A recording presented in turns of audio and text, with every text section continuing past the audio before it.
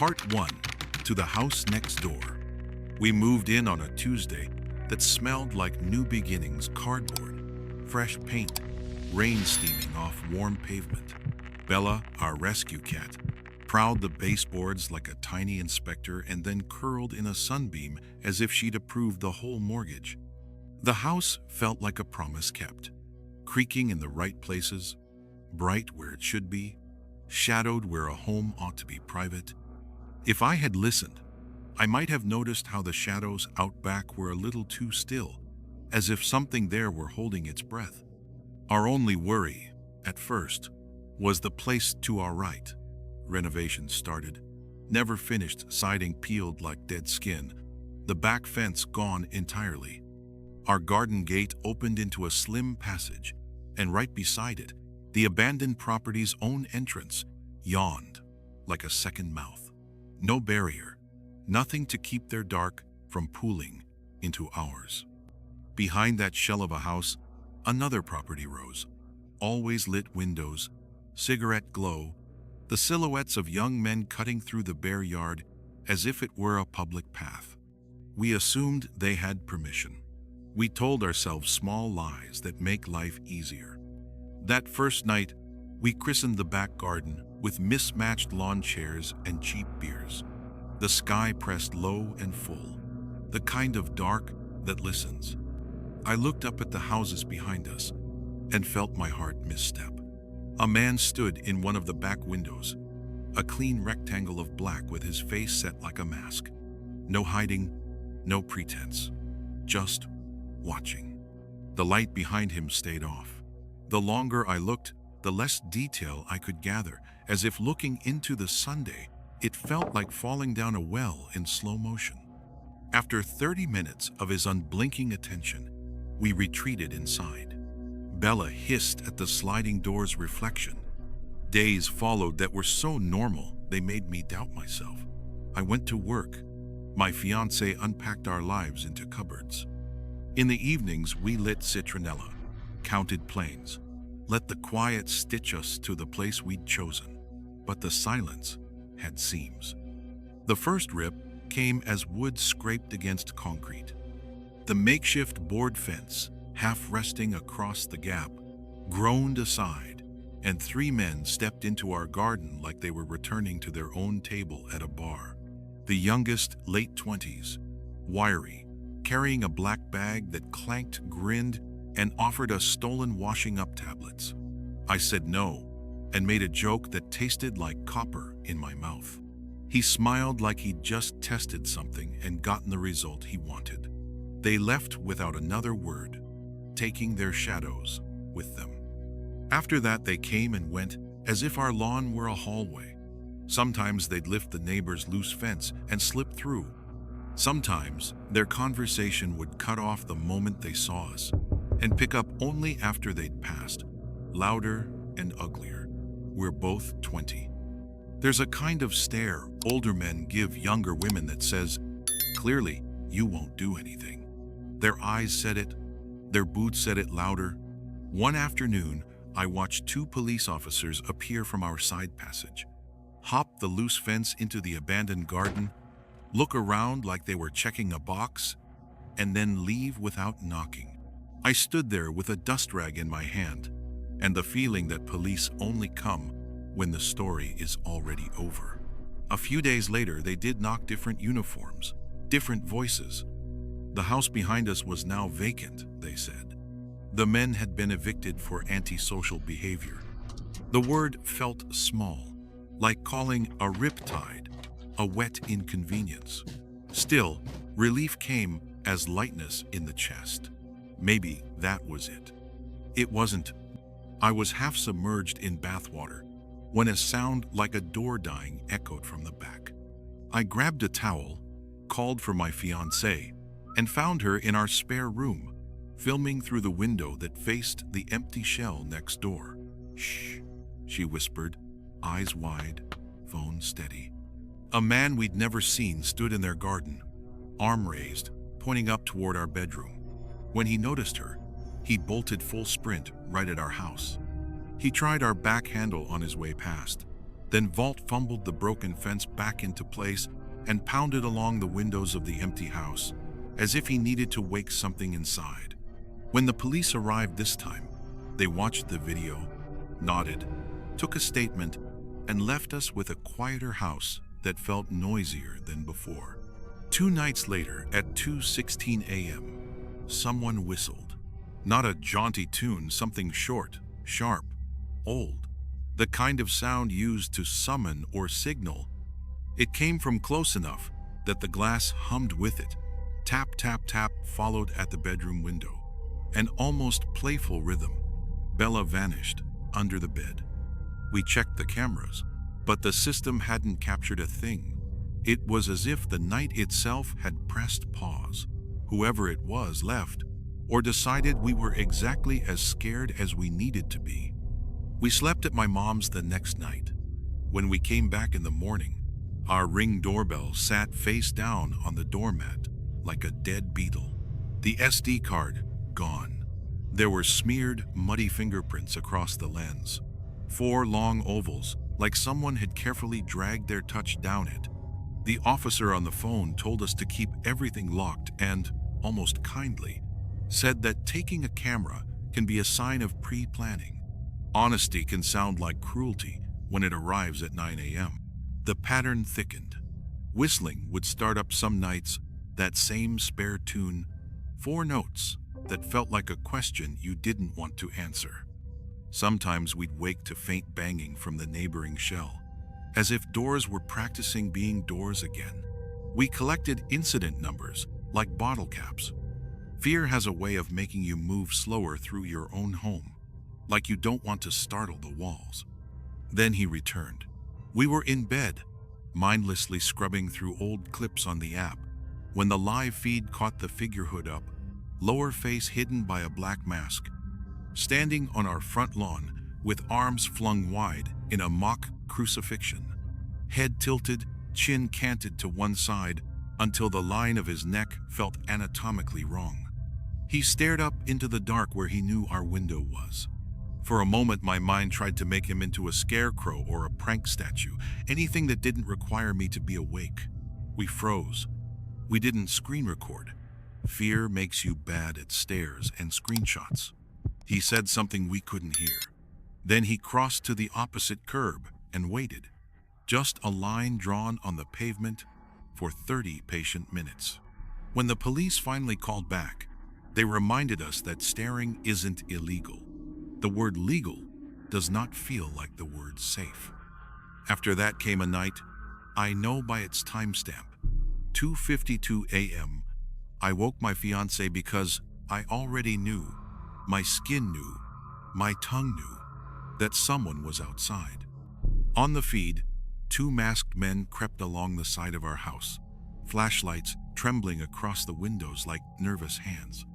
One of them, the original, the Hummer, the pointer, the man with a door handle in his palm, held what looked like a crowbar. They didn't try the doors. They took their light and their metal and walked the boundary of our life as if they were memorizing it. Sometimes during the day, he'd stand across the street and point up at our window, or wave, or move his mouth in exaggerated shapes, as if telling us the plot we were already stuck inside.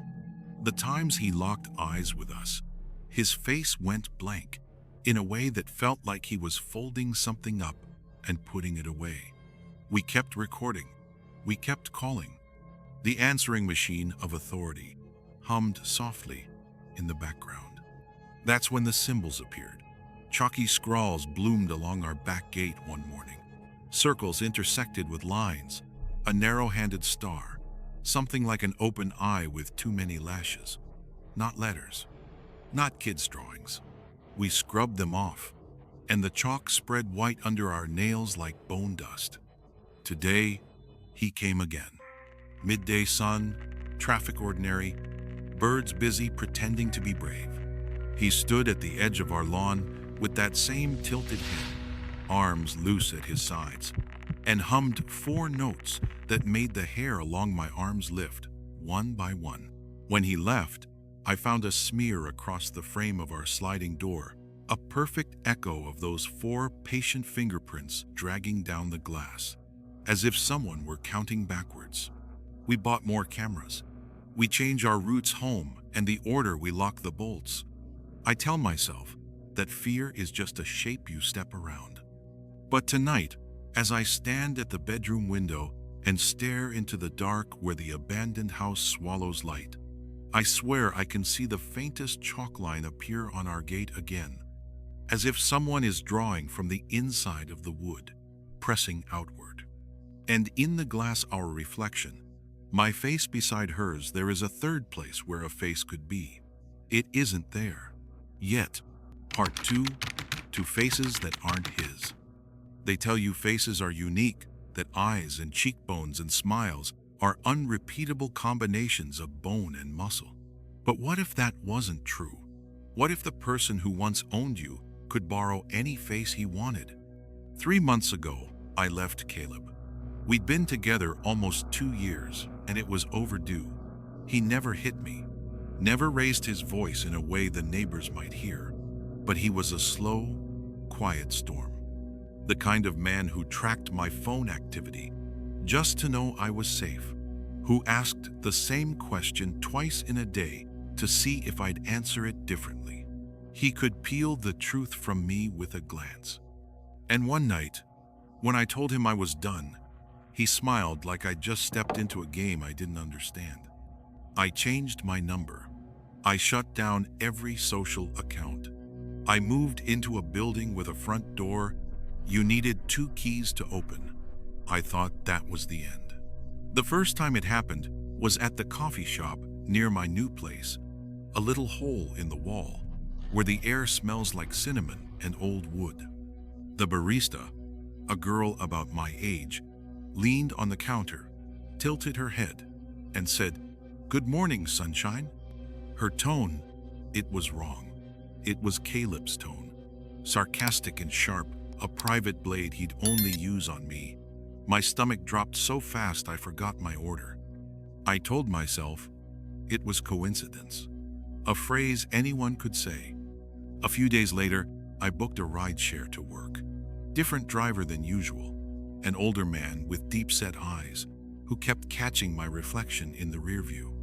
Halfway through the trip, he said, casual as rain, "Ever figure out what you're running from?" The phrasing hit me like a hand to the chest. Caleb had asked me that once, exactly like that, after I told him I needed space to figure myself out. My mouth went dry. The driver just chuckled and shook his head like he'd told an inside joke. After that, the pattern quickened.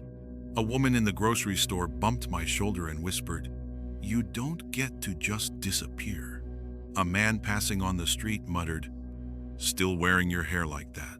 One of the maintenance guys in my building hummed the exact melody Caleb used to play during our arguments. Low, repetitive, meant to fill every crack of silence. It wasn't their faces that terrified me, it was their eyes. Every single one of them looked at me like they knew me intimately, like they were remembering something we'd done together. I started to wonder if Caleb had found me. Maybe he'd hired someone to follow me, to feed my details to strangers. I wasn't proud of it, but I reached out not to him, but to his sister.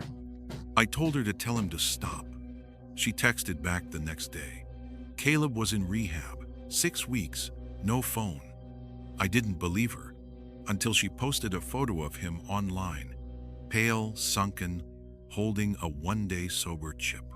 So if it wasn't him directly, who was it? One night, I stayed late at work, hoping to avoid the hollow stillness of my apartment. Around 1:00 p.m., I finally headed home. I cut the music in my earbuds so I could hear my surroundings, a habit Caleb had taught me unintentionally. On my block, a man sat hunched on the stoop across the street, hood up, head bowed. I would have passed without looking twice if he hadn't spoken. "Cold out tonight, huh, sunshine?" The word scraped my nerves raw. I didn't answer. I walked up my steps without looking back. When I opened my door the next morning, my doormat was flipped over. The underside was stained with ink-messy letters, carved deep into the fibers. "You can change your face too if you want, but I'll still recognize you." I didn't even pack. I booked a hotel for the weekend and left with nothing but my bag and my keys. The room was on the 4th floor, small, safe, air stale from being closed too long. For the first time in weeks, I thought I might sleep, until 2 a.m. came with 3 slow knocks at my door. I froze, waited. 3 more. I looked through the peephole. A woman stood there, mid-40s maybe. Her face, empty. Not sad, not happy, just a blank canvas that didn't blink. She didn't say a word. After a long, heavy moment, she turned and walked down the hall. I swear I heard more than one set of footsteps, but only her shadow passed under the exit light. The front desk swore no one should have been on my floor. The other rooms were vacant. That's when I remembered something from months before the breakup. Caleb talking about a group he was in. He'd called it the Circle once. Said it was about discipline and influence, but the way he'd smiled, it had sounded like he was describing a game. What if it was real? What if it was a network of people who could step into your life with nothing but a phrase and a stare, wear someone's habits like a mask? I moved again. No forwarding address. Dyed my hair. Told friends nothing. And for a while, it worked until last week. I was walking home from the bookstore, bag of novels in hand, when a woman brushed past me and murmured, still hiding behind books, sunshine. She didn't slow, didn't look back, but for one split second, I saw her eyes. They were Caleb's problem. Same color, same fleck of gold in the right iris, same way they seemed to pull you in. Like they weren't just looking at you, they were already inside. That night, I dreamed of standing in a crowded street, every single face turning toward me in unison, and every single one smiling his smile. I don't think he's following me anymore. I think he's teaching other people to be him. Or worse, teaching me to expect him in every stranger I meet.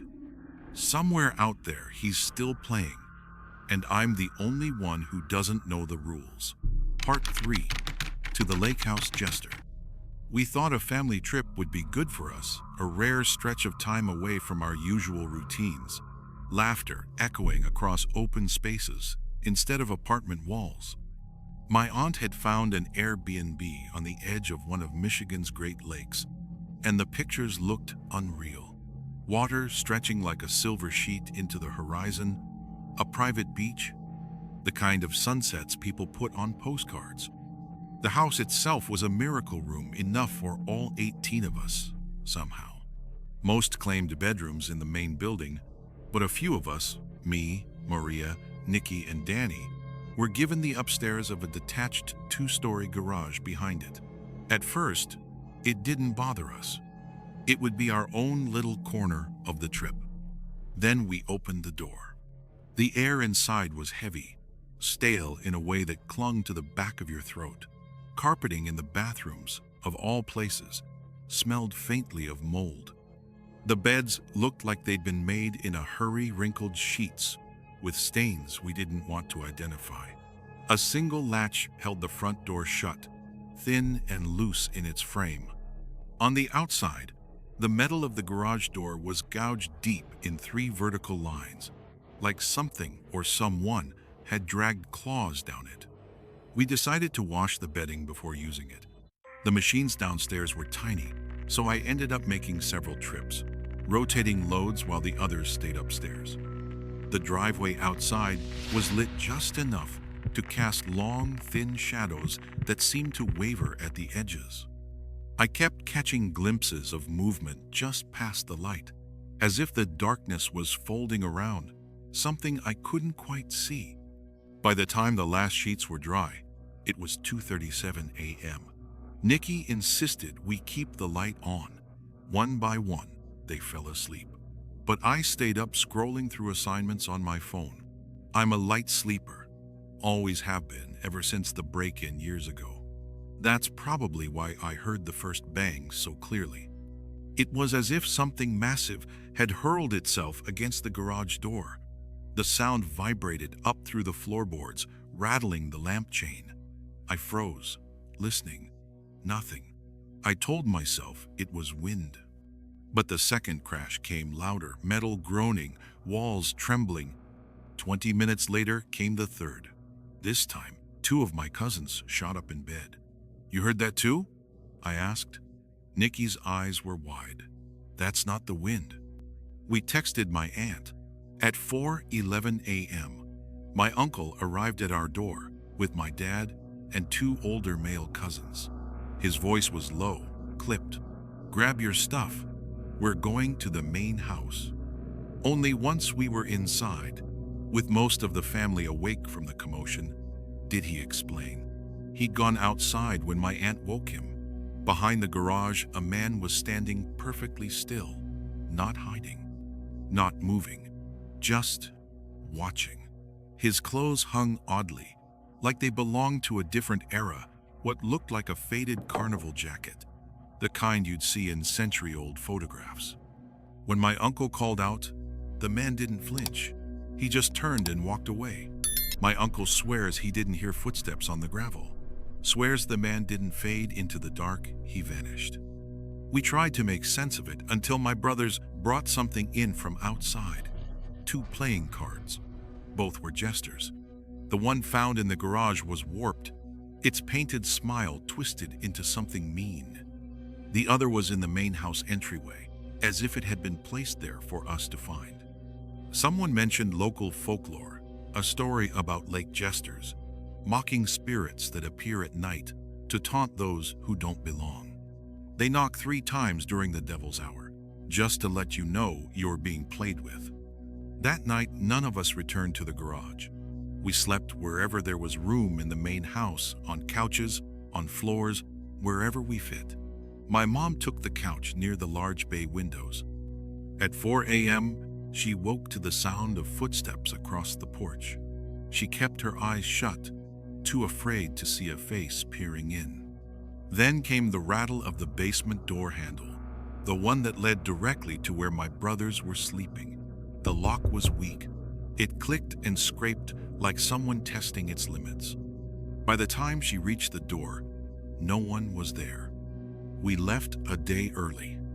On the drive home, we talked in loops, piecing together the timeline. My mom pointed out that my repeated solo trips downstairs for laundry matched almost perfectly with the time the banging started. Maybe someone had been watching, thinking I was alone in that building. The Airbnb host promised to check the garage's outdoor camera. We never heard back. One memory kept circling in my head, something from the day we arrived. My sister and cousin had walked along the beach and passed a woman standing in the yard next door. She didn't smile, didn't nod, just watched them pass with an expressionless face, like she was counting something. I thought about that as we crossed the state line, about the way the man hadn't run when my uncle saw him, about how he just looked like he was making sure we saw him too. As the highway bent away from the lake, I turned in my seat for one last glance at the water. That's when I saw him. A figure stood knee-deep in the gray waves, wearing a jester mask white, with a smile that split too far up the cheeks. He raised one hand and waved slowly, deliberately, as the car carried us farther and farther away. I didn't tell the others. Some things you keep to yourself, because if they're real, speaking them out loud feels like giving them permission to follow you home.